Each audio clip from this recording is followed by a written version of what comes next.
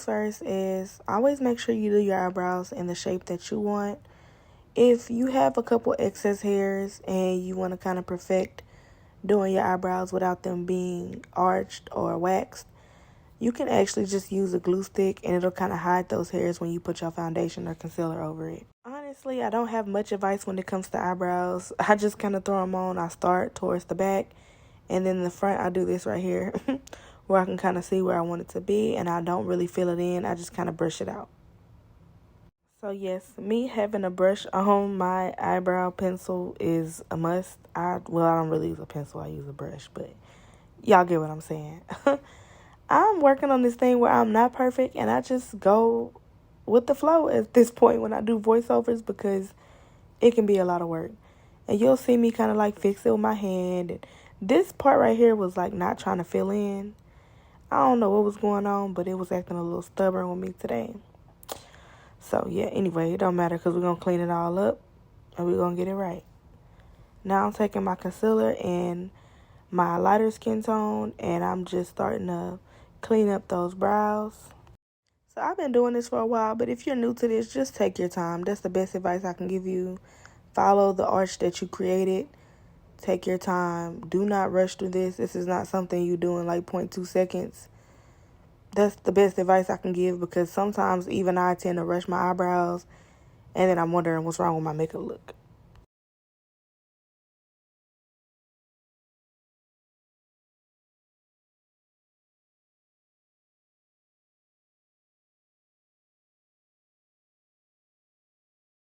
So I get my brush and I kind of start to just fan out the makeup. This just helps to kind of blend with my foundation a little bit better when I start to apply it.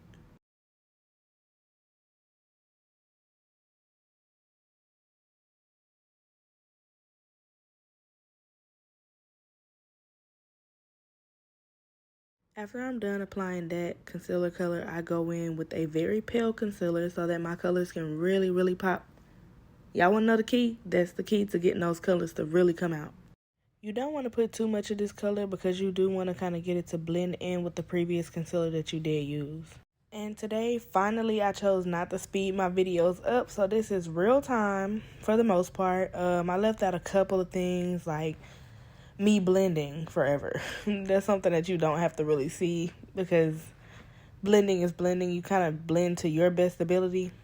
And if I showed y'all my blending, it would go from 10-minute video to 25-minute video. So just try to keep it simple for y'all, because I know a lot of people still don't really just know the basics, especially when it comes to having hooded eyes and doing a cut crease.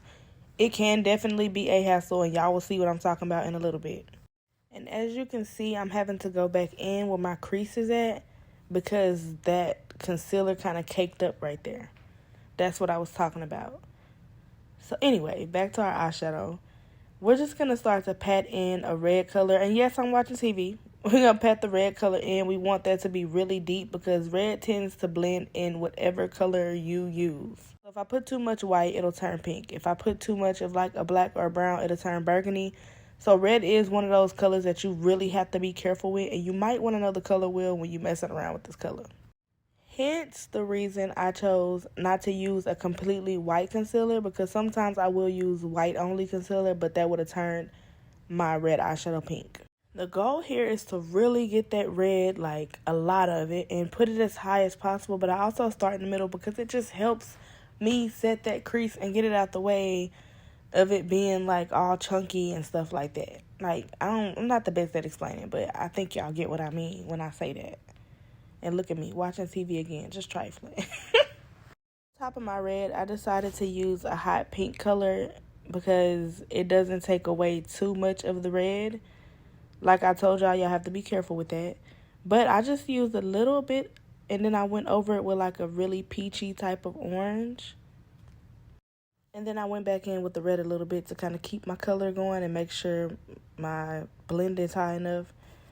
Now, at this point, I am going in with like a dark brown, black type of color. And I'm just going to blend until I cannot blend that anymore, because that dark color will just change your entire makeup look. And that's just not something you want to mess up when you can just always kind of go back in with a really small brush, okay? So now that we pretty much have the color set, we're going to go in and start to create our cut crease. And all I'm doing is getting that same concealer color, and I'm going to look up to find my crease. Now that my crease is found, I can start to shape it out a little bit better and, just do what I want with it. And because I have hooded eyes, I do have to go a little bit above my natural crease, which is fine.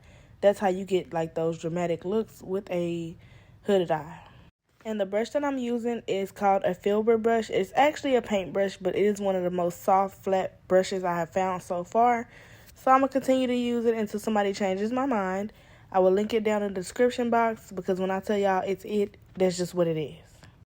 So now that I have that done, I'm just going in with a Q-tip to kind of do some cleaning up. And I noticed that my cut crease wasn't what I wanted it to be, so I just went up a little bit higher with the excess concealer that was on that Q-tip to fix it.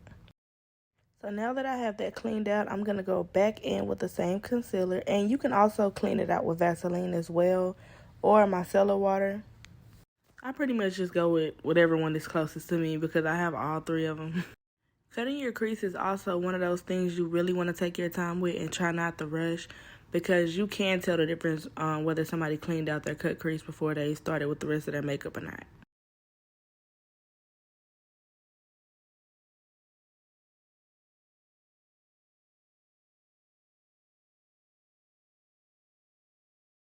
The first color we're going to apply is this pastel peach color. I'm going to take that pale peach color and I'm going to apply it at the very front of my lid and then at the very top of my lid, going all the way across.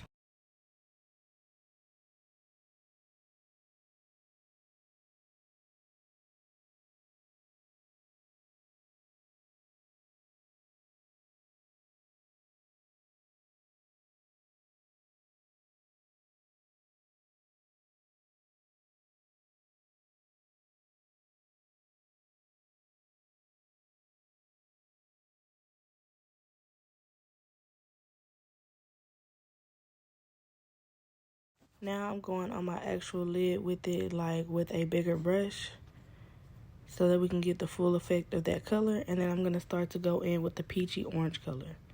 And I'm pretty much just using the same flat brush, just cleaning it off on my makeup towel. I always keep a makeup towel on me because I just don't believe in dirtying up multiple brushes when you can just dust it off a little bit.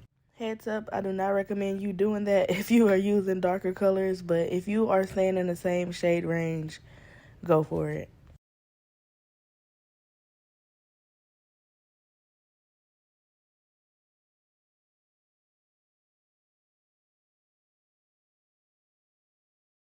After that, I'm going to go back in with that pink that we used earlier, that hot pink color. And then after that color, I'm just going to go back in with that dark brownish black color that I told y'all about in the beginning. Now we're going to go in with our glitter glue. This is just regular eyelash glue from Duo. And after we go in with that glue, we're going to start to lay our glitter. And I want to say this glitter is from NYX. It's just like a really pretty iridescent silver glitter. So beautiful. And I've had it for a long time, but I never used it because I have a million glitters that I still haven't used. But this pretty much finishes up the look after this part. Remember, I only did the eyeshadow for this. I have other makeup tutorials on how I do my makeup. This is the finished result. Subscribe and get to know me. Shoot me some ideas. And let's really get it popping this year.